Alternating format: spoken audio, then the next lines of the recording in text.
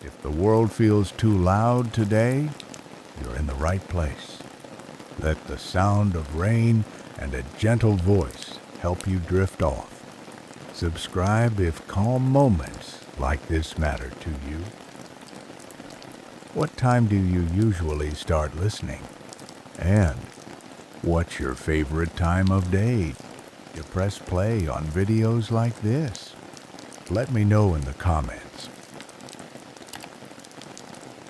I hadn't been back in over 23 years, and yet when I stepped off the train and into the heat of late afternoon, the first thing I noticed wasn't the buildings or the smell of distant wildflowers. It was the radio. Not one in particular, not loud, but many, dozens of them. Every window I passed, from the cracked shutters of the hardware store to the lace-framed kitchen of Mrs. Danich's old house, played the same station. Faint, steady, familiar. A voice I hadn't heard in decades and yet recognized instantly. He always started the hour the same way. You're not late. You're just in time. I froze, not because of the words, but because I knew them. I used to run home from the market just to hear him say them, sweating through my shirt, pushing the front door open as his voice settled into the living room like warm sunlight. But that was before I left. Before cities and busyness and forgetting what quiet sounded like. I stood on the main street, suitcase still in hand, and looked up third floor corner window. There it was again. The station playing softly. Same host, same cadence, as if nothing had changed, as if time here had taken a slower breath. I wandered, not towards anything in particular, just letting my legs pull me in the direction of childhood, past the bakery where the glass was always fogged, past the bench where I first told someone I loved them and didn't know if I meant it. The voices from windows followed me like gentle ghosts. No one seemed to notice. Not the old man sweeping his step. Not the girl biking barefoot. Not even the dog curled beneath the fig tree. The radios just played, like they always had, as if they were part of the town's lungs.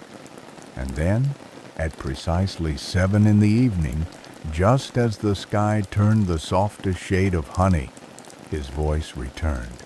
But this time it was different, slower, more deliberate. If you're still listening, he said, this part is for you. I stopped walking. He'd said it every night back then, the same way, the same pause. You know who you are. The air felt like a held breath. Still haven't written, but that's all right. Some messages take years. And then, the music returned, something low and crackling, the kind you can only hear clearly if you stand still enough to let it fill the spaces behind your ribs. I looked around. No one reacted. No one even looked up. But I felt it, a shiver of recognition down my spine. He wasn't talking to the town. He was talking to someone, one person, and he had been for years.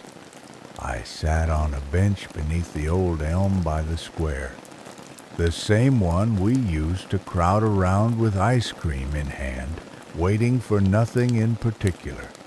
I closed my eyes. The music drifted down from the windows like light rain. I didn't know why I was back. Not exactly, but I knew I had to listen. Maybe not just to the radio, but to what had stayed long after I had gone. The next morning, I woke to birdsong and static. I had left the window open, and somewhere, maybe from the bakery next door, or the laundry shop across the street, the radio was playing. Same station, same voice. He was reading birthdays. Local names, familiar ones. Happy 83rd, Mrs. Anka. Your lemon cake is still undefeated. A pause. Sure, we know you didn't fix the mailbox. We're not mad. Just careful around the postman today. It was strange. Not surreal. Just precise. Like he still knew who lived where, what they did, how they moved through their days. And yet no one seemed surprised. I walked down to the corner shop, the one that still had the old bell above the door. The shelves looked the same, dusty jars, dried pasta, glass bottles of syrup you never see in cities. Behind the counter stood a man I didn't recognize, though he had the exact eyes of someone I once traded marbles with in second grade. Morning, I said. He nodded. I reached for a small juice, more out of habit than thirst. Then I asked, "Who's the man on the radio?" He paused, glanced past me toward the open window. I could hear the faint sound of jazz. "He's always been there," he said, matter of fact. "Did he ever stop?" I asked. "Even once?" "Not that I remember." I leaned in slightly. "But who is he?" The man shrugged with the ease of someone who had already accepted not knowing. "Does it matter?" he said. "He's kind." I paid for the juice. No more questions. At the cafe by the river, I tried again. "That voice on the radio?" I said to the barista, a woman with silver rings on every finger. "He's still broadcasting?" She looked up, blinked. "Of course. Every day. 7 in the evening. You're new?" "Used to come here every summer with my grandma. I just don't remember it being like this." She smiled softly. "Maybe you weren't listening then." The last place I asked was the barber shop. Even though I didn't need a trim, I sat, waited my turn, and asked the old man in the chair, "Do you know who he is?" The barber didn't answer, just turned the chair slowly, flicked a speck of hair from the man's collar, and said, "He talks less than he used to, but he says more." I was about to give up when a child, maybe 10, maybe 11, poked her head through the open door. "Are you talking about the radio man?" she asked. I smiled. "Yeah. You listen to him too?" She shook her head. "Not really, but he listens to us." "What do you mean?" She shrugged. "When I was little, I told him something in my room, out loud, about my dad.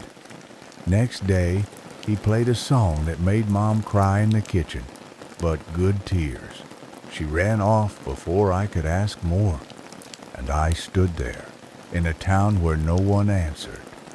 But everyone knew there's a difference between hearing and listening, and someone, somewhere, was still listening.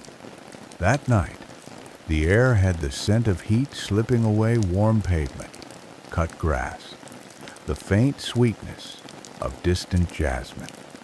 I couldn't sleep. The room I'd rented above the bakery had no fan, and even with the windows wide open, the air hung thick and unmoving.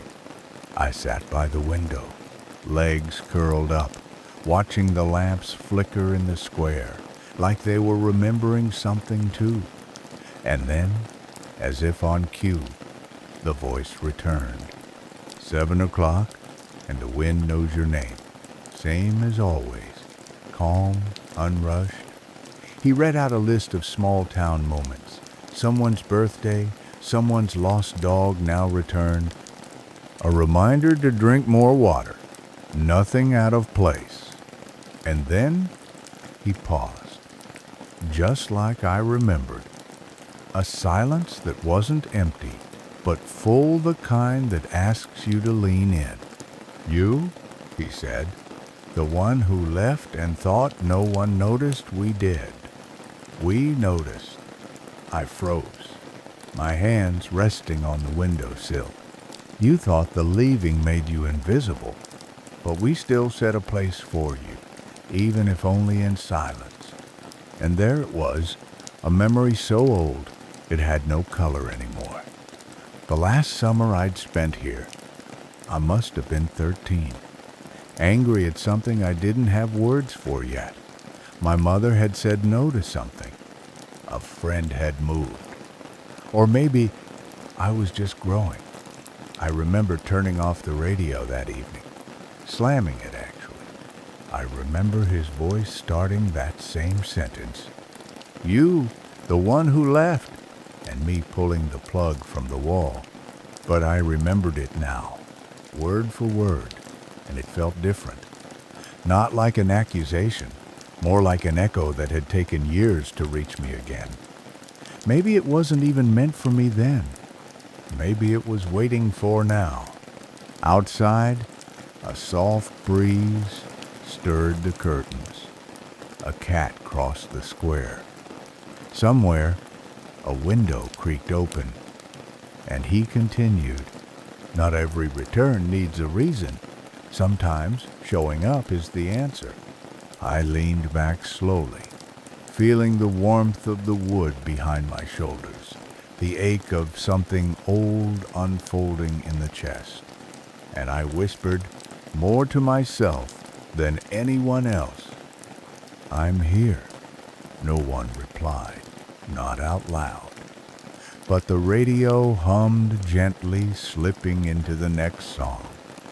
A slow melody, no lyrics, just piano, drifting like dust in late light.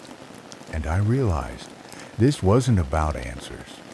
This was about resonance, about messages that waited longer than people did. And sometimes, if you came back quiet enough, they were still there, still playing. The old studio was tucked behind the square, just past the stationery shop with the blue awning that never faded. I hadn't meant to go there. I was just walking, letting my feet follow the music that still floated from every window like breath, like memory. But when I turned the corner and saw the rusted sign Radio Mir, my chest tightened. The door was locked. Glass, dusty. No visible hours. But through one side window, high up and narrow, there was light. A warm, amber glow, like a single lamp left on, waiting. I circled the building, palms brushing old brick and ivy. No entrances, no movement. And yet, the air buzzed gently. Not with electricity, with expectancy.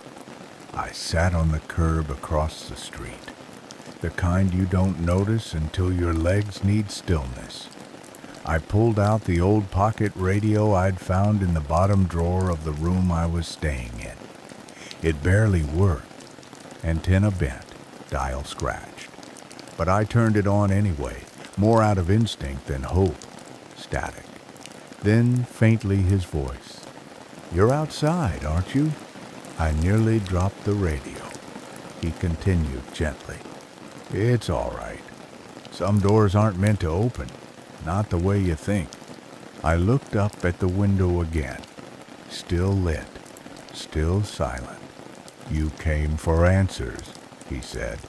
"But this town was never built on answers. Only moments.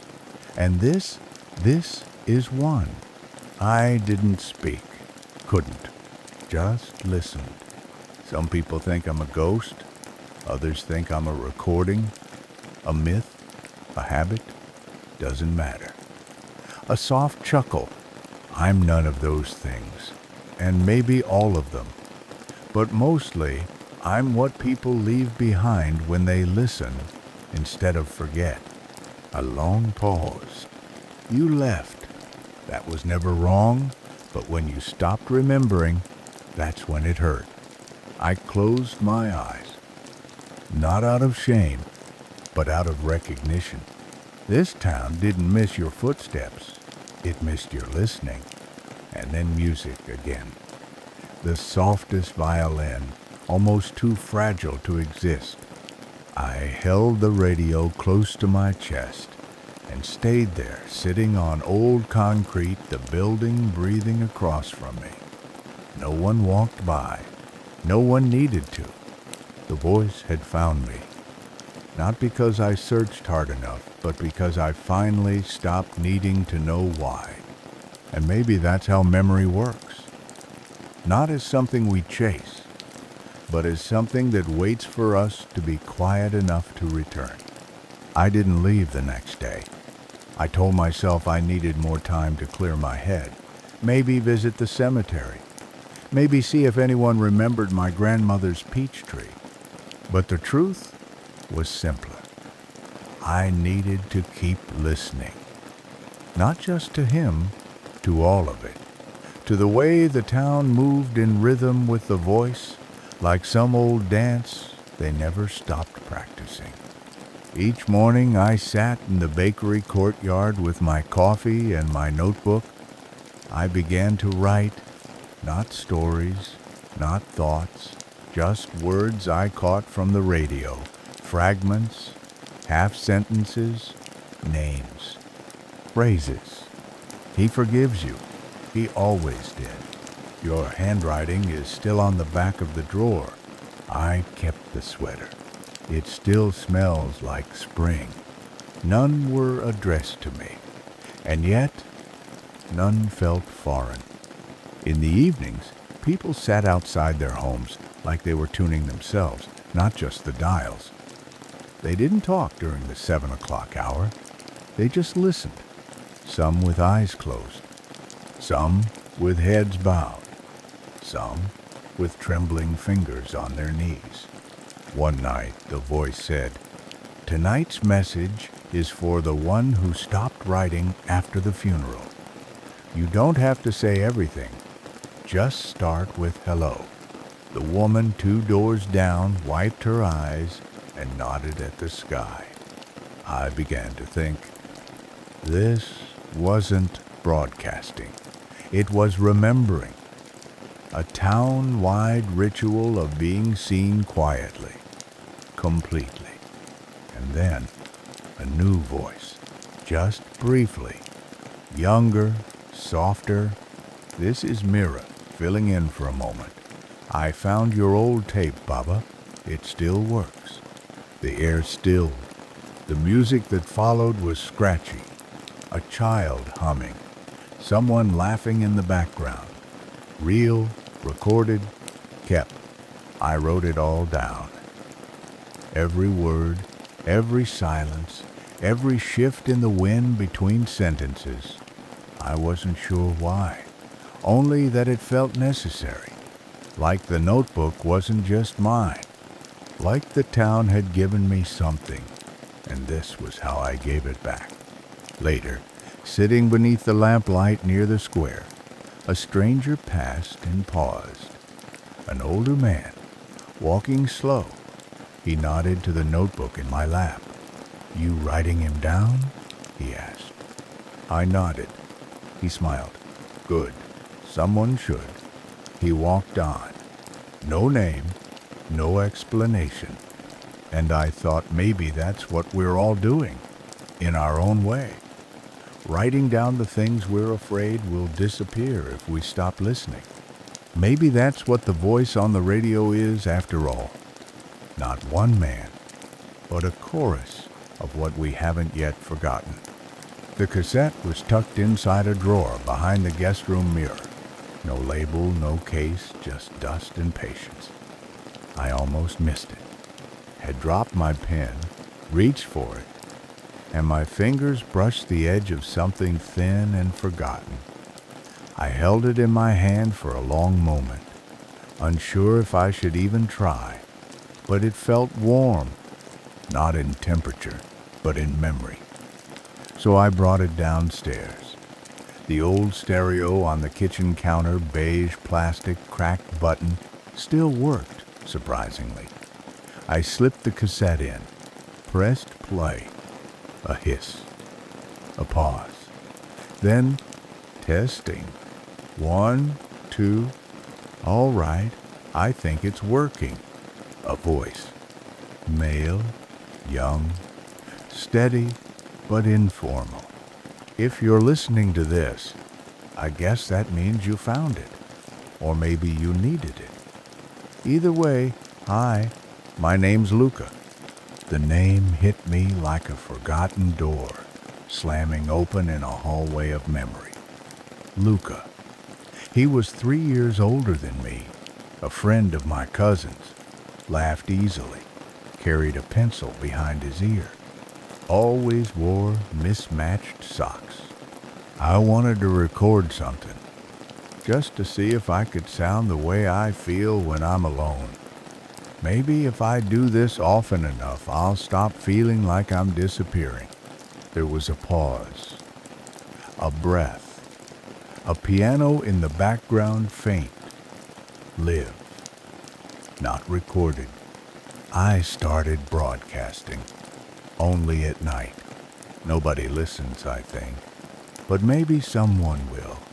I read messages people won't say out loud. I write some myself. Doesn't matter which is which anymore. My heart beat faster.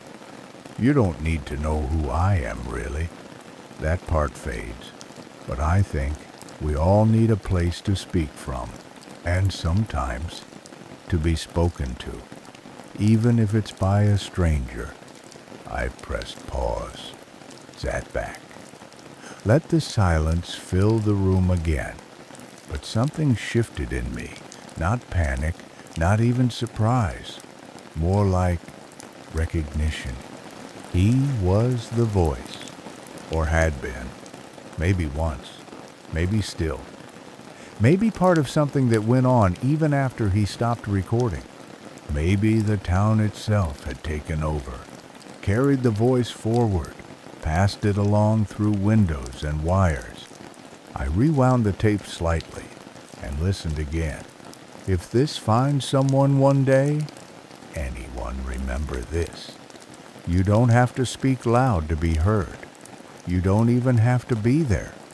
Sometimes the echo is enough. When it ended, I sat without moving for almost an hour. And when the radio came on again at 7, I didn't wonder who it was. I just listened. Not for identity, but for continuity. For care. And in the soft hum of the host's voice, I heard it. Not Luca, not me, not anyone in particular, just presence. Still here, still speaking. That night I wrote a letter. Not a long one, not neat, just enough to let something leave me. I didn't write a name at the top, didn't sign it at the bottom. It began simply, "If you're still listening, I think I am too." The words came slow, as if I were translating from a language I once knew by heart. I wrote about the summer my grandmother died, and how I couldn't make it to the funeral. I wrote about the tape, about Luca, about the way the town had kept something breathing long after the people who started it had stopped. I didn't write to get anything back, just to say it out loud, to say I hadn't forgotten. In the morning, I walked to the studio again. The light behind the narrow window still burned. The door was still locked. No one answered when I knocked. That was all right. I folded the letter once, placed it in the crack beneath the door, and walked away without turning back.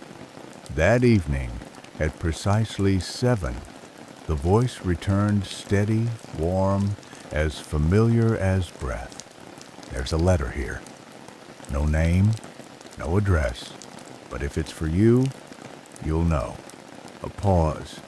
Thank you for coming back. That was all. No reading, no elaboration, just that. And then music.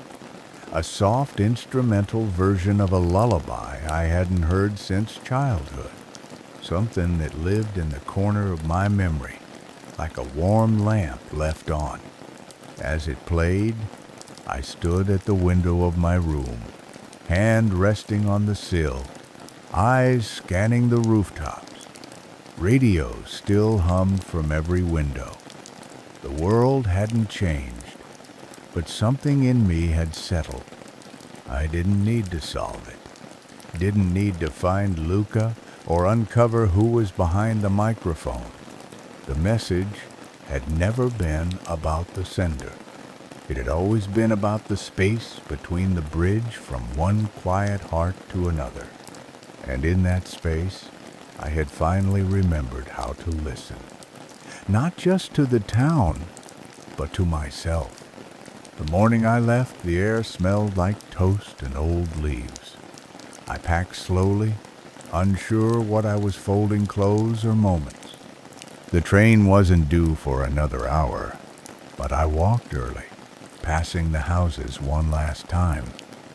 The windows still played the radio, quiet, steady, like breath.